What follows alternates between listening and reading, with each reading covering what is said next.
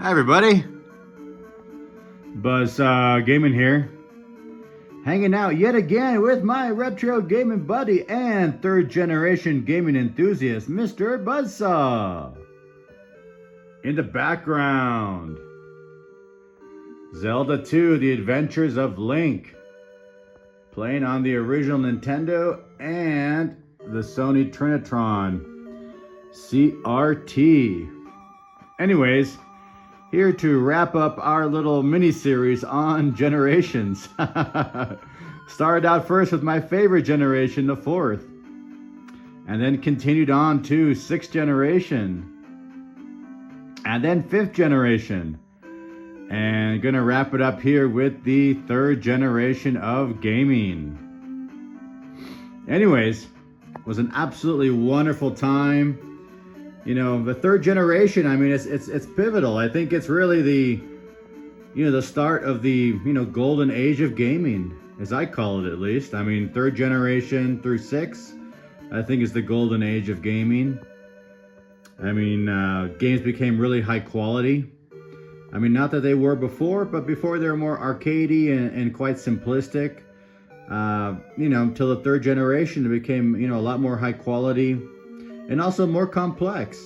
I mean, games like, Adventure of Link and Zelda or Metroid, these are a lot more complex games than there used to be. So third generation really blew up. I mean, it really showed us what gaming can be, what's possible. The graphics were improved, much improved over second generation. Atari 2600 and Tandy Color Computer 2, which is what I had in second generation. I love that machine. But really, the third generation just blew it out of the water. And it's absolutely pivotal. I mean, nothing would be the way it is right now without the third generation. So it was very, very important. And it was an awesome time to be alive. I mean, I just remember it with fond memories. As far as innovations, I mean, one of the big things in third generation was battery saves in cartridges. I mean, that's something that we haven't had before. So you had, more complex games, better games, and you could save your progress. I mean, Zelda and Adventures of Link are two examples right there, where you had these long epic journeys and you could actually save on the cartridge. There's an actual battery inside and you could save the game. As opposed to either not saving or having, gigantic passwords, which, of course, were still common in third generation. But, the battery saves were a huge innovation. Another one is the actual joystick itself. I mean, the D-pad. I mean, look at the Nintendo D-pad right there. So, I mean, before that, we had joysticks. I mean, I remember the Atari 2600 with a joystick, and Tandy Color Computer 2 as well had a joystick with one button on it. So kind of a simple scheme and for simple games, which was perfect. But now we had a D-pad, had a couple more buttons, allowed for more complex games. So that's another innovation of third generation. And then back there you have the Zapper. You had the Dawn of Light games as well. Light gun games. Is that how you call it? Yeah, light gun games. So I know Nintendo had a light gun. I know Sega Master System had a light gun, and that was new as well. So that was something innovative and another way to interact with your game, and brought another aspect to it. So yeah, third generation, was awesome. And as far as like the consoles, I mean, I'm just gonna go over the main consoles. There were 3 during that time. Unfortunately, I don't have all 3. I just have the one, the Nintendo original. It really shows the dominance of Nintendo at that time. I mean, they were just so dominant in the third generation. But yeah, there were 2 other consoles as well that were remarkable. Atari had the Atari 7800, which was the least expensive console, and it was the oldest technology and the most primitive of the 3. But yeah, I think it was like $79 or something like that at launch, and even cheaper later on. So it was an inexpensive way to get into gaming and play some fun games. And also it was backwards compatible with the 2600. So that was another big selling point as far as the Atari 7800. It ended up with a small library, but had backwards compatibility with the 2600. So it was, you know, it had a large library that way, and that really introduced, you know, backwards compatibility. So that's something that that companies will use later on, and yeah, it's a nice thing to have for sure.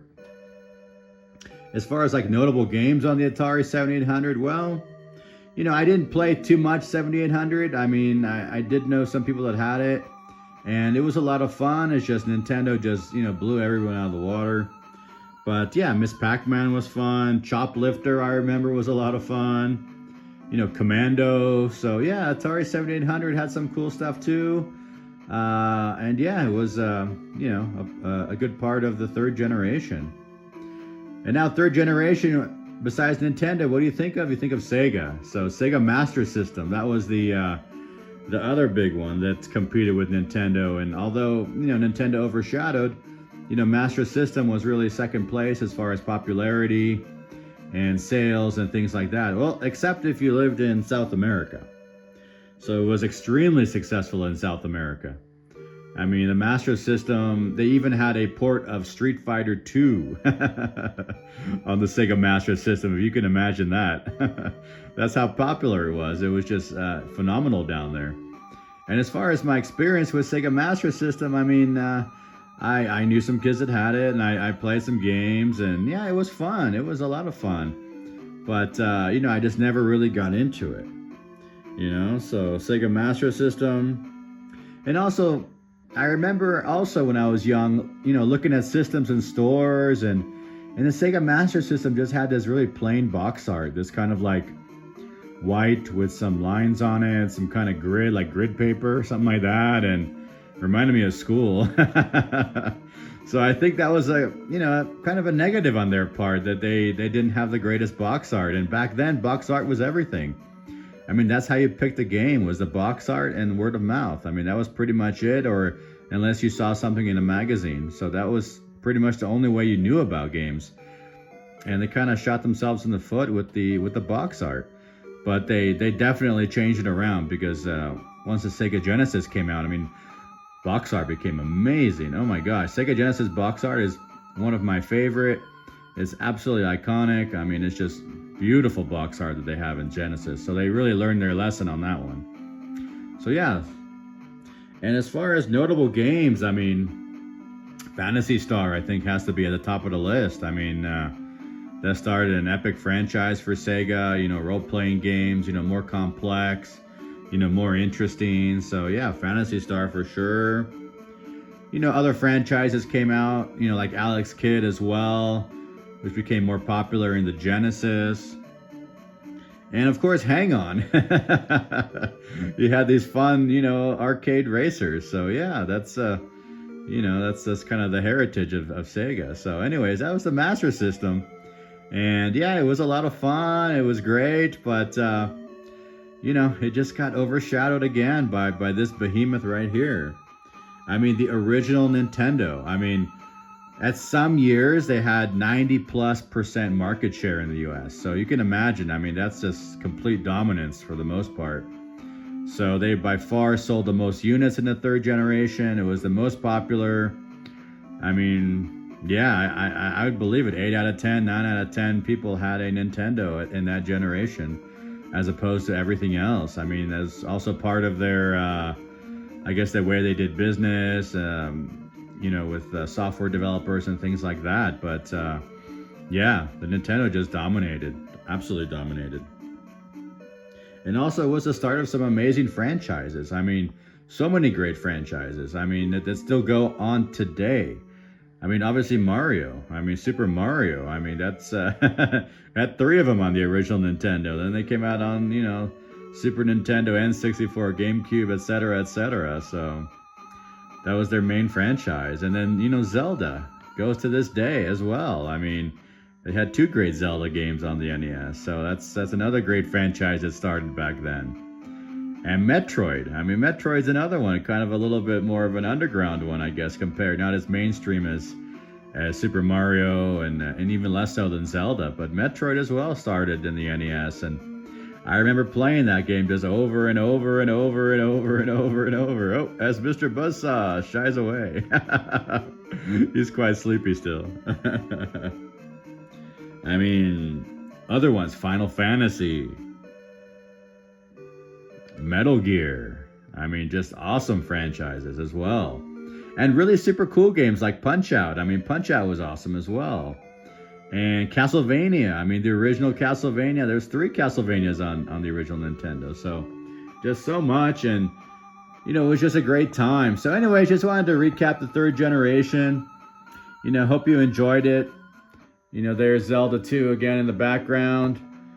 You know, tell me your thoughts about 3rd generation. What did you think about it? What games did you like? I mean, is it your favorite generation, or what? How nostalgic are you for the 3rd generation? Did you have a Sega Master System?